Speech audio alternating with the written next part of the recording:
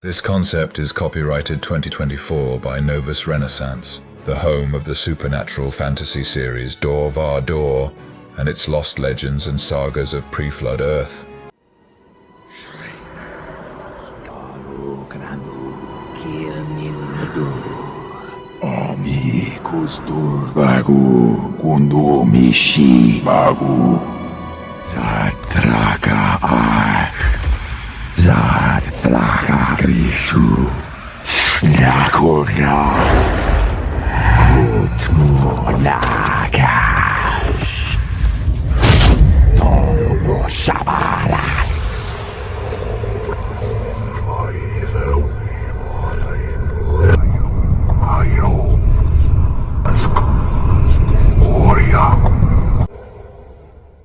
This is the third video of the Voronda Orthodox Tolkien Timeline of the Second Age of Middle-earth, and is part of Novus Renaissance's Heretics and Hounds series that counters the blatant abysmal postmodern heresy of the Rings of Power show, with events from Professor Tolkien's The Fall of Numenor, published in 2022, edited by Christopher J.R. Tolkien and Mr. Brian Sibley. Also, J.R.R. Tolkien's The Nature of Middle-earth, published in 2021, edited by Carl F. Hostetter. The third period summary of the Second Age is one of utter desecration by the hand of Sauron of the Eldar's realms of Eregion and the dwarf realm of Moria. In fact, until the entry of Numenor into the conflict, Morgoth's chief lieutenant was superior to the Eldar and dwarfs in all the arts of strategy and war during this chronology. If you have yet to review our two previous videos concerning the first and second periods of the Second Age, covering years 1 through 1199, we encourage thee to do so. A note from Mr. Brian Sibley concerning the 1731 date of kingship for Tar Minastir, 9th king and 11th ruler Numenor, is the following: that although the date of Second Age 1700 given for this intervention by Tar Minastir is clearly established in the Legendarium, it is at variance with the dates given for the reign of his aunt, Queen Tar Telperien, Silver Daughter, the second queen and 10th ruler of Numenor.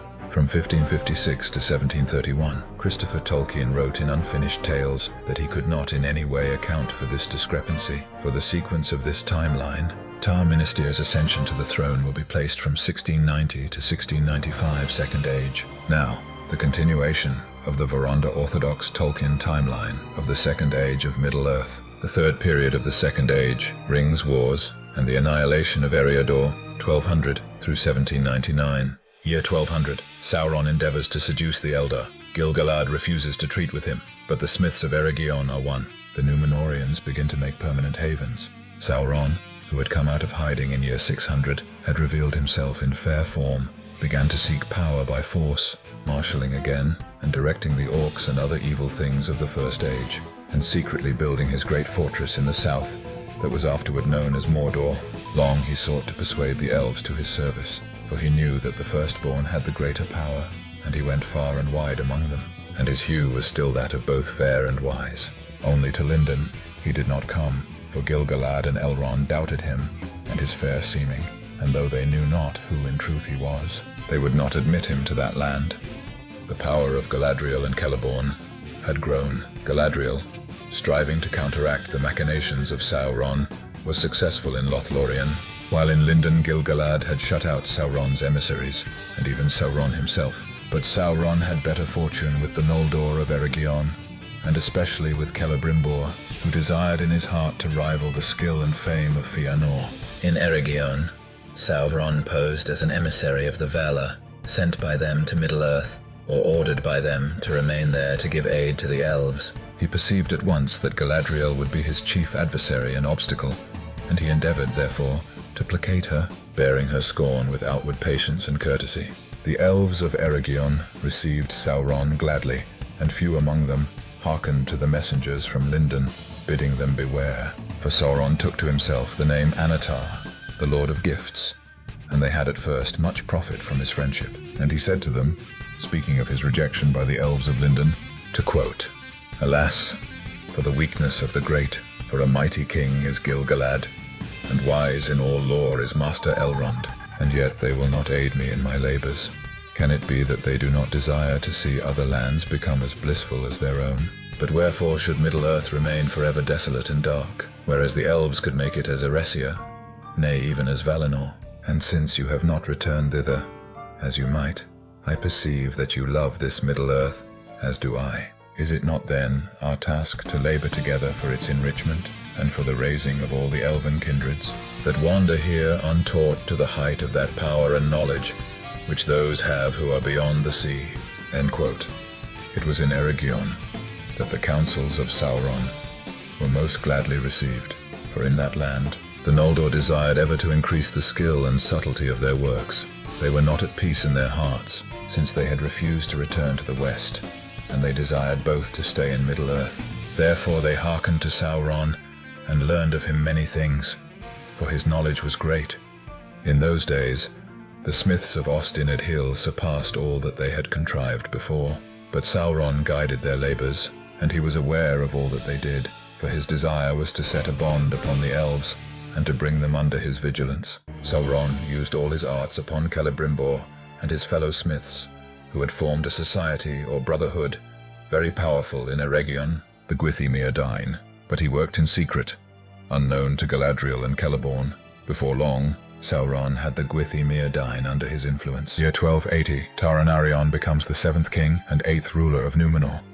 Year 1350 to 1400, so great became Sauron's hold on the Gwaith Mirdain that at length he persuaded them to revolt against Galadriel and Celeborn and to seize power in Eregion.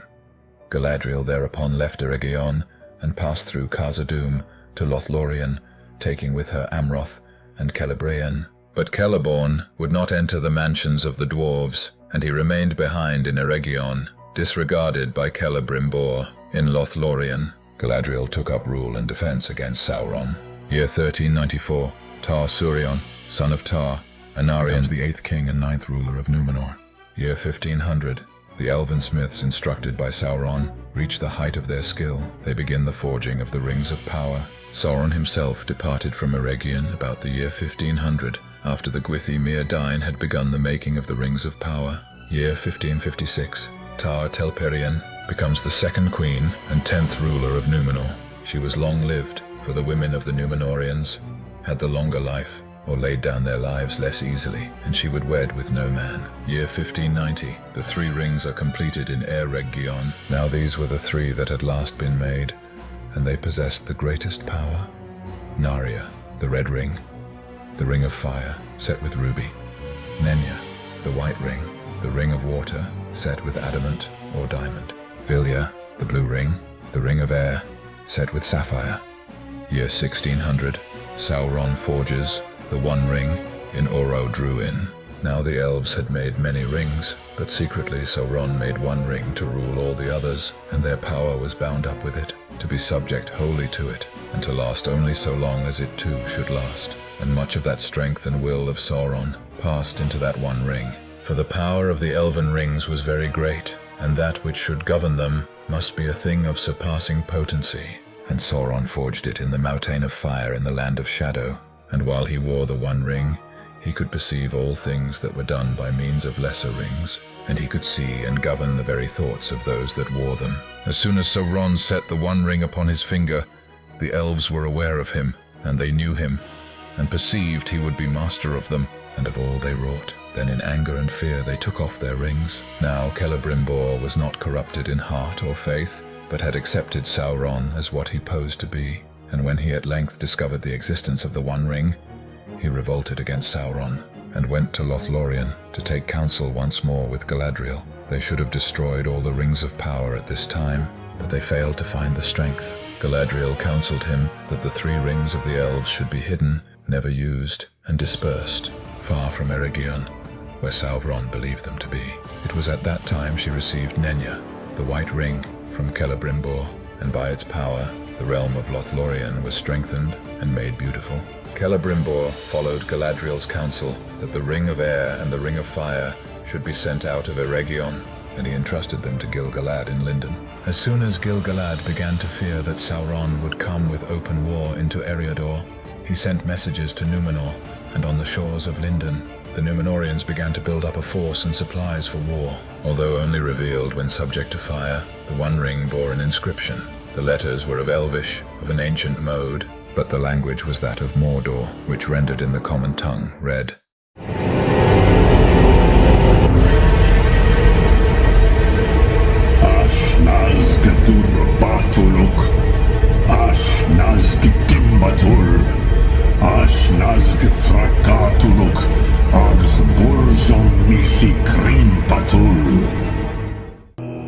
Three rings for the elven kings under the sky, 7 for the dwarf lords in their halls of stone, 9 for mortal men doomed to die, 1 for the Dark Lord on his dark throne in the land of Mordor, where the shadows lie.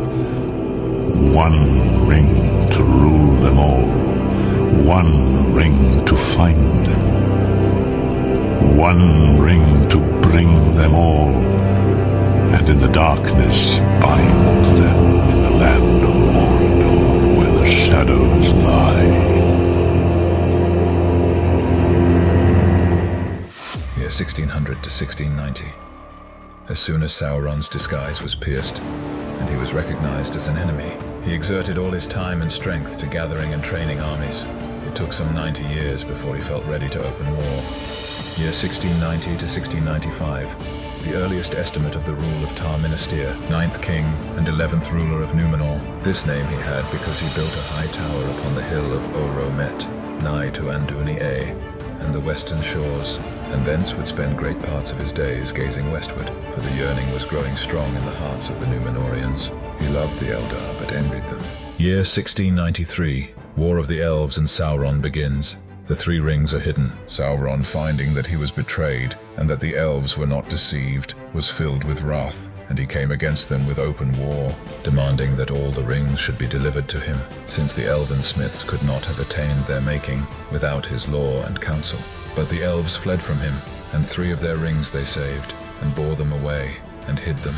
Sauron could not discover the 3, for they were given into the hands of the wise, who concealed them, and never again used them openly.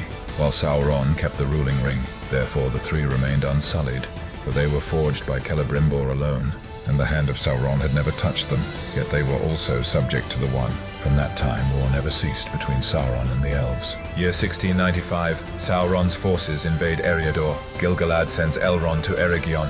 When Sauron learned of the repentance and revolt of Celebrimbor, his disguise fell, and his wrath was revealed, and gathering a great force, he moved over Caelan Arthun, that is Rohan, to the invasion of Eriador. When news of this reached Gil Galad, he sent out a force under Elrond half-elven, but Elrond had far to go, and Sauron turned north and made at once for Eregion, and besieged it. Gil Galad called on Numenor for aid. Then Tar Minastir the king sent out a great navy, but it was delayed. Celeborn and Amroth with Nandor and dwarves come through Moria to the west. When Celebrimbor heard of the onset of Sauron, fearing to keep the 3 rings himself, he sent one to Galadriel in Lothlorien by Amroth. The scouts and vanguard of Sauron's host were already approaching when Celeborn made a sortie and drove them back. But though he was able to break out and join his force to that of Elrond, they could not return to Eregion, for Sauron's host was far greater than theirs, great enough both to hold them off and closely to besiege Eregion. Year 1697, Eregion laid waste. Death of Celebrimbor, the gates of Moria are shut. Elrond retreats with remnant of the Noldor, and founds the refuge of Imladris. At last the attacker broke into Eregion with ruin and devastation, and captured the chief object of Sauron's assault, the house of the Mirdain, where were their smithies and their treasures. Celebrimbor, desperate, himself withstood Sauron on the steps of the great door of the Mirdain, but he was grappled and taken captive, and the house was ransacked. There, Sauron took the 9 rings and other lesser works of the Mirdain, but the 7 and the 3 he could not find. Celebrimbor was put to torment, and Sauron learned from him where the 7 were bestowed. Concerning the 3 rings, Sauron could learn nothing from Celebrimbor, and he had him put to death. But he guessed the truth that the 3 had been committed to Elvish guardians, and that must mean to Galadriel and Gil Galad. In black anger he turned back to battle, and bearing as a banner Celebrimbor's body hung upon a pole, shot through with orc arrows, he turned upon the forces of Elrond. Elrond gathered such few of the Elves of Eregion that had escaped, but he had no force to withstand the onset. He would indeed have been overwhelmed, had not Sauron's host been attacked in the rear, for Durin sent out a force of dwarves from Khazad-dûm, and with them came the Elves of Lothlorien, led by Amroth. Elrond was able to extract himself, but was forced away northwards, and it was at that time he established a refuge and stronghold at Imladris. Sauron withdrew the pursuit of Elrond and turned upon the dwarves and elves of Lothlorien, whom he drove back. But the gates of Moria were shut, and he could not enter. Ever afterwards, Moria had Sauron's hate, and all orcs were commanded to harry dwarves whenever they might. Year 1699, Sauron overruns Eriador. But now Sauron attempted to gain the mastery of Eriador.